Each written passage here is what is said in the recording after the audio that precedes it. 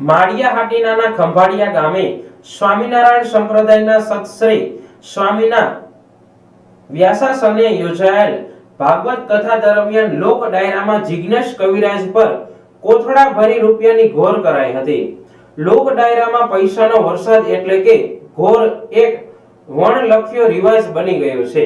ત્યારે ફરી એકવાર ખંભાળિયા ગામે યોજાયેલા લોક ડાયરો ચર્ચાસ્પદ બન્યો છે। ચોરવાડ નજીક આવેલ ખંભાળિયા ગામે સ્વામિનારાયણ સંપ્રદાયના સત્શ્રી સ્વામીની કથા દરમિયાન યોજાયેલા લોક ડાયરા ચર્ચાનું કેન્દ્ર બન્યો છે। કથા દરમિયાન યોજાયેલ ડાયરામાં ગુજરાતના પ્રસિદ્ધ કલાકાર જિજ્ઞેશ કવિરાજે ઉપસ્થિત રહી કલા પીરસી હતી।